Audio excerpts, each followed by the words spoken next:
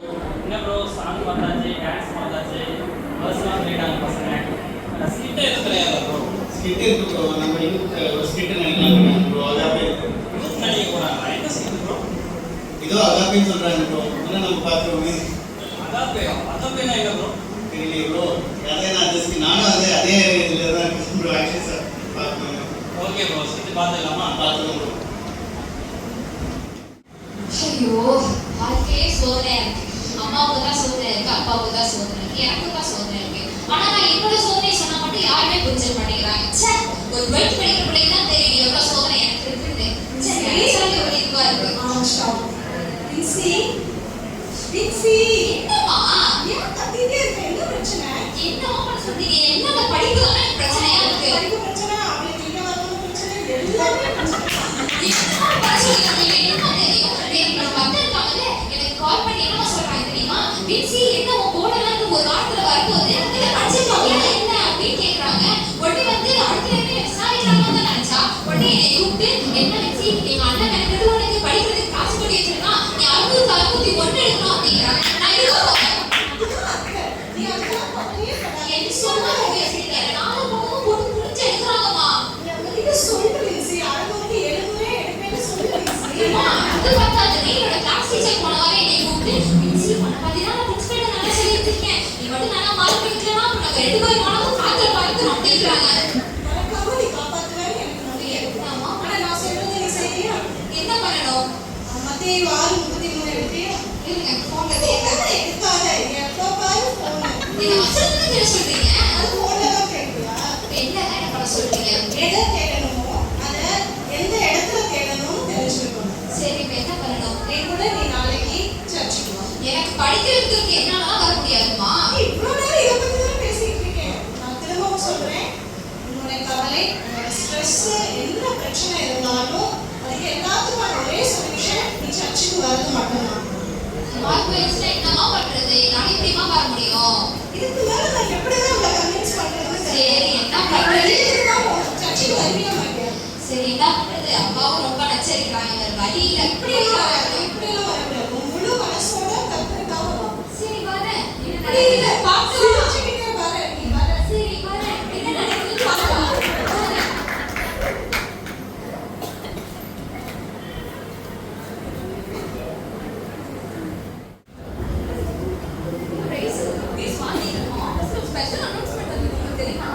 என்ன பேசி பிசினஸ் நம்ம ஆபீஸ் ஸ்டாஃப் யாராவது கேக் ஸ்வீட் ஒரு பாடி வந்து யாரும் சொல்றியா? அது இல்ல பேசி.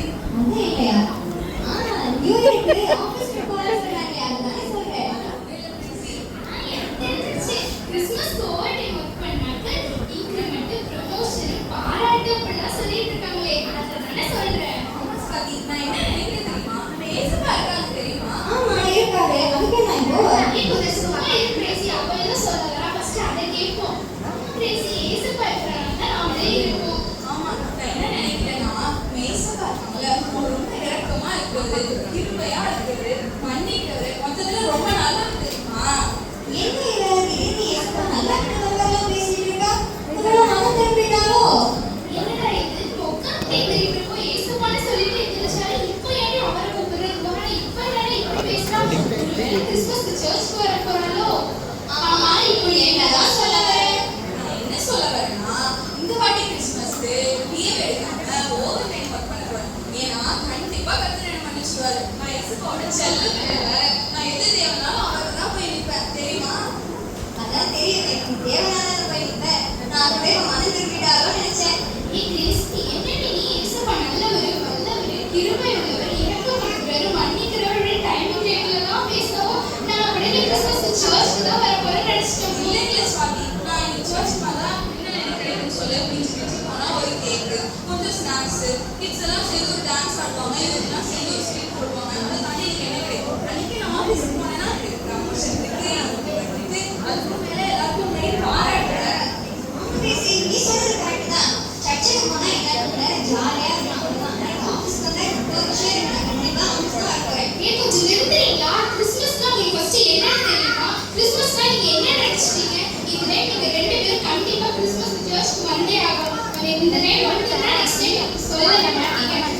வரீங்க வரீங்க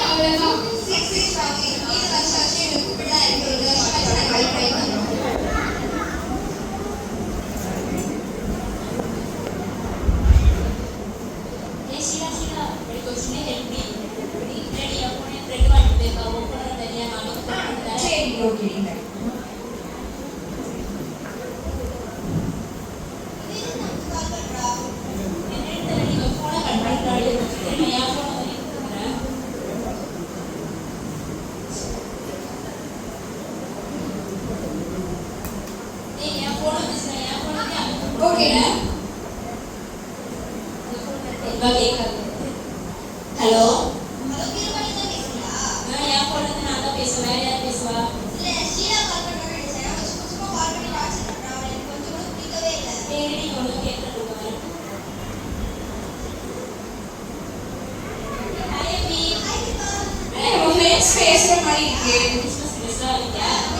நல்லா வாங்கிட்டேன் நீ. ஹாய் அபி, ஹாய் தீபா. சரி சரி சரி. Hi hi.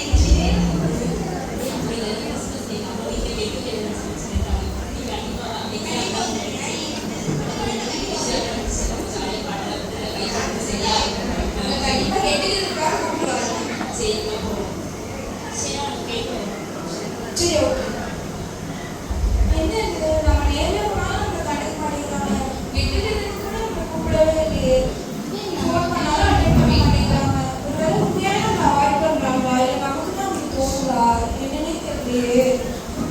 தனியா இருக்கா? ஏய் ஷியா, என்னாச்சு? ஏன் சரியா வெளியே போயிட்டு என்னாச்சு? ஏன் சோகமா இருக்க? ஆமாக்கா, என் ஃப்ரெண்ட்ஸ் என்ன கண்டுக்காத மாதிரியே இருக்காங்கக்கா. ஏதோ ஸ்டேஜுக்கு பேசுற மாதிரி பேசிட்டு போறாங்கக்கா. என்னன்னே தெரியலக்கா. ரொம்ப அவாய்ட் பண்ற மாதிரி பண்றாங்க. ஏதோ கண்ணில் ஏற்படுறாங்கக்கா. என்னன்னு தெரியல. அதெல்லாம் நாளைக்கு இருக்கே. நீங்க இருக்கீங்கக்கா. இப்போ வந்து உங்களுக்கு ஃப்ரெண்ட்ஸ் இருக்காங்க. என்கிட்ட ஷேர் பண்ணிக்கிறதுனா நீங்க என்கிட்ட ஷேர் பண்ணிக்கீங்க. பேரண்ட்ஸ் உங்க பெஸ்ட் ஃப்ரெண்ட்ஸ் எல்லாம் ஷேர் பண்ணிக்கீங்கக்கா. அப்படி யாருமே இல்லையேக்கா. என்னக்கா பண்றதுலாம்? சரி, ஷியா உங்க சர்ச்சில் சொல்லுங்க. ஏய் ஷியா, என்கிட்ட ஒரு ஐடியா இருக்கு. உன் ஃப்ரெண்டு கிடைக்க சொல்லுங்கக்கா. என்னக்கா? கிறிஸ்மஸ் அன்னைக்கு எப்படி நீ சர்ச்சுக்கு வந்து வச்சுக்கோயேன். சின்ன பிள்ளைங்க பெரியவங்க மோஸ்ட்லி பிள்ளைங்க வருவாங்க நினைச்சா என்கிட்ட கிறிஸ்மஸ் அன்னைக்கு சர்ச் போறியா? என் ஃப்ரெண்ட்ஸே என்கிட்ட பேச மாட்டேங்கிறாங்க. புதுசா ஃப்ரெண்ட்ஸ் வருவாங்க பேசுவாங்க. எனக்கா இது ஏய் உண்மைதாடி, நிஜமாடா. நீ முதல்ல ஒன்று ட்ரை பண்ணி போறேன். நீ பார்த்தீங்கன்னா அது கூட போடவே மாட்டேன். ஒரு ஃப்ரெண்டுக்காக மீட் பண்றேன். உனக்கு அங்கே வந்து நிறைய ஃப்ரெண்ட்ஸ் கிடைப்பாங்க ஷீலா. சரி ட்ரை பண்ணலாம்க்கா. ஓகே.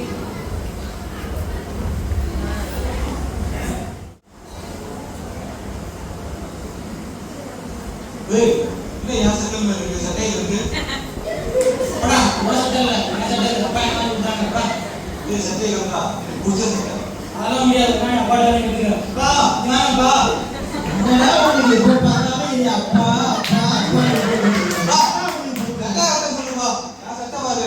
என்னடா ஒரு சட்டையா மேல பத்து போட்டுட்டாங்கடா. எனக்கு புடிச்ச கலர்ப்பா. கட்ட சொல்லுப்பா. அதெல்லாம் முடியாது. இந்த பீரோ பத்து 100 சட்டை இருக்கு. எந்த சட்டை எடுத்துக்கோங்க. இதுக்கு ஏன்னா ஒரு சட்டையும் எடுத்துக்கிறீங்க. எப்போ பார்த்தாலும் அவனுக்கே சப்போர்ட் பண்றப்பா. எனக்கும் பண்ண மாட்டேன். அதுக்கு ஞாயிற்றுக்கிழமை சர்ச்சுக்கு போறப்பதான் உங்களுக்கு எப்ப பார்த்தாலும் சட்டை சட்டையை கட்டி விட்டதான் சர்ச்சுக்கு வருவான். இல்லைன்னா வர மாட்டான். நீங்க என்ன பண்ணுவீங்களோ எனக்கு தெரியாது. 2 பேரும் சர்ச்சில் வந்து உட்காந்துறீங்க. இல்ல ஞாயிற்றுக்கிழமை உங்களை விட்டு வைக்க மாட்டேன் பார்த்துங்க. அவ்வளவுதான் சொல்றேன்.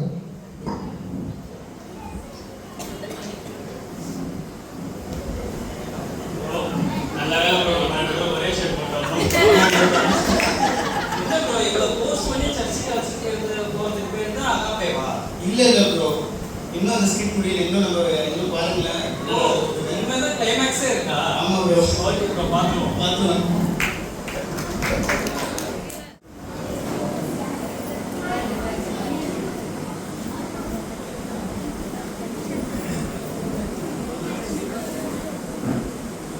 அங்கே உங்க கதவு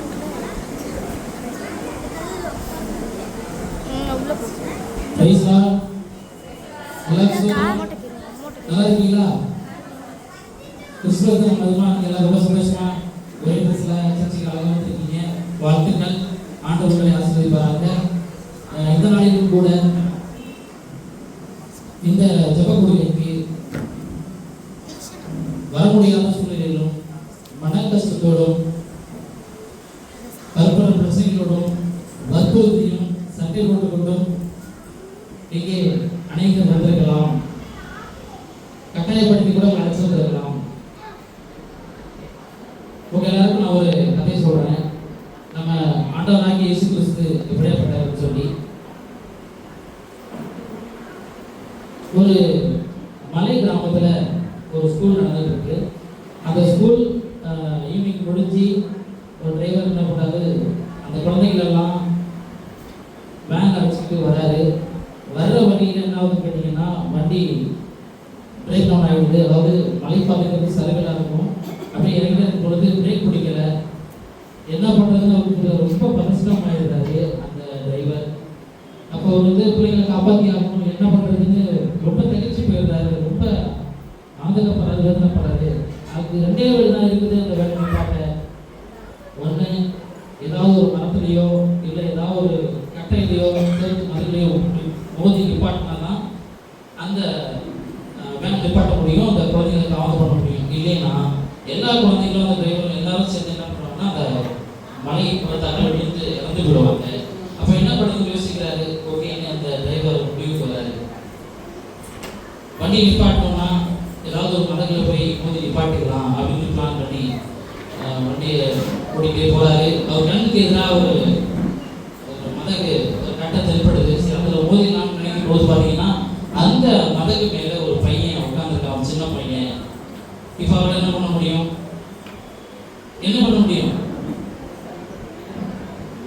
அவர் குழந்தைங்க காப்பாற்றுறதுக்காக ஏதாவது வழி பண்ணி தான் ஆகணும். அவருக்கு இருக்கிற கடைசி ஆப்ஷன் அதுதான்.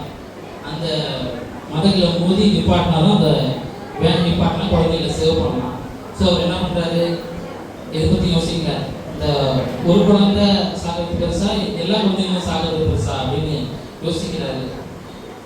யோசிச்சுட்டு அவங்களோட முடிவுக்கு வந்து என்ன பண்ணாருன்னா, பரவாயில்ல, இந்த எல்லா குழந்தைங்களும் சாகிறதுக்கு ஒரு குழந்தை சாகிறதுக்கு அப்படின்னு சொல்லி அவர் என்ன பண்ணாரு, வேனை கொண்டு அந்த மதங்களை போய் இடிச்சு நிப்பாட்டிடுறாரு ஒரு வழியா. அப்போ அந்த பையனும் அடிபட்டுறான், நசுக்கி செத்துறான் அந்த பையன், அந்த சின்ன பையன். உடனே பார்த்தீங்கன்னா கவர்மெண்ட் ஆஃபீஸர்ஸ் எல்லாம் அந்த இடத்துக்கு வர்றாங்க. பெரிய ஆக்சிடென்ட் நடந்துச்சுன்னு சொல்லி எல்லாரும் அந்த இடத்துக்கு வந்து பார்க்கும்போது பார்த்தீங்கன்னா எல்லாரும் அந்த டிரைவரை பாராட்டுறாங்க. அவரை பாராட்ட கூப்பிடும்பொழுது பார்த்தீங்கன்னா அந்த டிரைவர் ஒரு ஓரமாக பயங்கரமாக அழுதுகிட்டு இருக்காரு, மன கஷ்டத்தை அழுதுறாரு.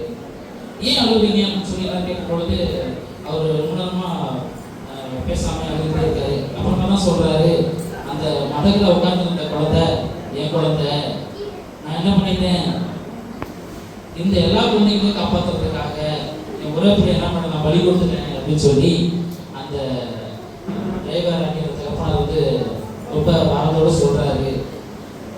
இந்த அன்னைக்கு எல்லா குழந்தைகளுக்காகவும் தன் ஒரே பிள்ளையை கொடுத்தாரு பார்த்தீங்களா அந்த டிரைவர். இந்த அன்புக்கு பேர் தான் அகாபே. அகாபே என்றால் அளவிட முடியாத அன்பு என்று அர்த்தம். அந்த அன்புக்கு ஈடிணை கிடையாது. அந்த அன்பு இருமாப்பாயிடாது. அந்த அன்பு பொய் சொல்லாது. அந்த அன்பு ரொம்ப தியாகத்தோடு நிறைந்ததாக இருக்கிறது. இப்படி ஆண்டவரோட அன்பை வந்து நம்ம எல்லா விதத்திலையும் பார்க்குறோம். எப்படி அந்த டிரைவர் அந்த குழந்தைகளை காப்பாற்றினாரோ, எப்படி வந்து மனம் வந்து அவர் கசந்து அழுதாரோ, அதே போல தான் நம்முடைய பிதாவாகிய தேவன் தன்னுடைய ஒரே பேரான குமாரனை உலகத்திற்கு தந்தவரை இவ்வளவாய் உலகத்திலே அன்பு கூறுகிறார். அதே போலதான் இந்த அகாபேயின் அன்பும். அனைவரும் உங்களை தேவனுக்கு முன்பாக நீங்கள் செய்த ஒவ்வொரு காரியங்களையும் தேவனுக்கு விரோதமாக சபைக்கு நீங்கள் உங்களுக்கு விரோதமாக செய்த எல்லாவற்றையும் பாவத்துக்குள்ளாக அர்ப்பணித்து நம் தேவனோடு சேர்ந்து வாழப்படவும். ஆமென்.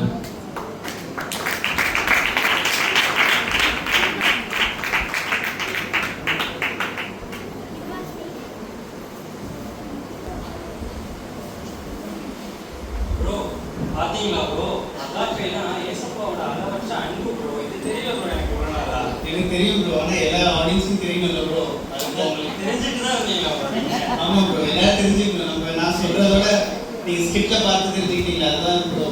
ஓகே, எல்லாரும் தெரிஞ்சுக்கிட்டீங்களா? அகாபே அப்படின்னா